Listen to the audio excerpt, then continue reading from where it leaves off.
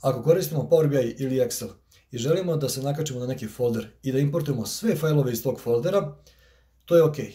Međutim, ako su u tim failovima sheetovi drugačijeg naziva, na primjer u failu za januar, sheet na kom su podaci zove se januar, u failu za februar, sheet na kome se nalaze podaci zove se februar, to onda neće raditi. Dobit ćemo grešku jer jednostavno ne radi tako.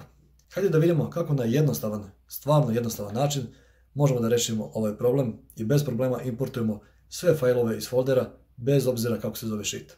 Uradit ćemo isti posao kao i u prethodnom klipu, ali imat će jednu razliku, jednu ali bitnu razliku.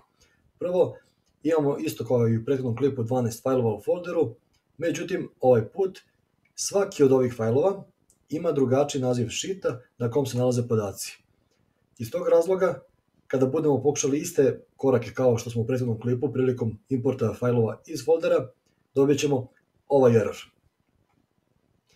Da ne bismo dobili ovaj error, hajde da vidimo kako treba da uradimo pravilno sve te korake. Da bismo bili dosledni, kao i u prethodnom klipu, i u ovom klipu koristit ćemo Excel za analizu ovih podataka. Idemo redom, kliknemo opet na Data, Get Data, From File, From Folder, izaberemo folder gde se nalaze podaci. Ovaj put koristit ćemo folder koji se zove drugačiji naziv sheeta i kliknemo na Open. Isti interfejs kao i malo pre, znači kliknemo na Transform Data, idemo na kolonu Content i zatim na ove dve strelice gde piše Combine Files, kliknemo tu jer želimo da kombinujemo sve te failove koje imamo u folderu, izaberemo ponovo naziv sheeta, u ovom slučaju naziv sheeta je 1, što predstavlja prvi mesec, to jest januar, tako da kliknemo OK, ali problem će biti zato što na drugim failovima neće pisati naziv sheeta 1, nego 2, 3, 4, 5 i neće biti poklapanje. Da ne bismo došli do greške, idemo na ovu opciju Transform Sample File.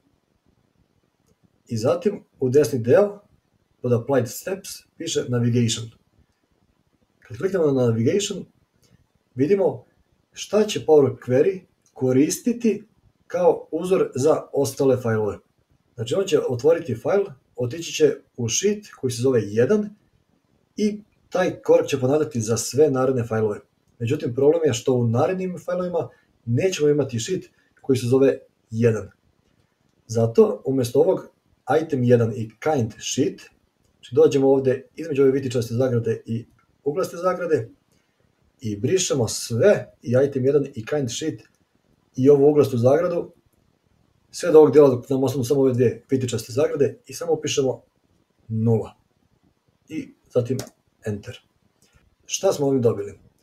Bez obzira kako se zove sheet u failu, da li piše 1, 2, 3, 4 ili 5, ova 0 znači da će Power Query uvek tražiti prvi sheet u Excelu, bez obzira kako se zove. Da li piše 1, 2, 3, 4 ili 5, nebitno, dok god je taj sheet prvi po redosledu, sve će raditi ok. Ukoliko, na primjer, imamo neki sheet, random, na primjer sheet 2, a zatim u drugom sheetu da su podaci, onda će ovde pisati source, umjesto 0 upišemo 1. Tako da uvek koji je po redosledu taj sheet koji nama treba gde su podaci, onda samo smanjimo za 1 i upišemo ovde. Jer taj inkrement kreće od 0, tako da uvek idemo jedan korak nazad. Idemo ovde, close and load to, ponavljamo bukva korake kao što smo ih malo pre, kliknemo na pivot table report, ok, opet će da se importuju podaci i u Power Query, vidjet ćemo da je isti broj podataka kao i u prethodnom klipu, oko 2,5 miliona, i nakon toga će se automatski kreirati pivot tabela. Kada budemo prevukli naziv fajla, vidjet ćemo da smo ponovo uspeli da importujemo sve fajlove, iako je naziv sheeta potpuno drugačiji. To je to, podaci su se importovali, pivot tabela se kreira i sad ćemo moći da proverimo sve ovo što smo uradili. Idemo na source name, prevučemo u redove i vidimo da su tu svi redovi. Kada prevučemo kao i malo pre source name u values, vidimo broj redova, tako da uspeli smo da prebrodimo taj problem, iako su nazivi sheetova drugačiji, uspjeli smo da sve te failove ukombinujemo u Excel pomoću Power Query-a i da prikažemo sve te podatke na izveštaju. I još jednom da ponovim, ovaj trik se koristi na identičan način i u Excelu i u Power BI-u.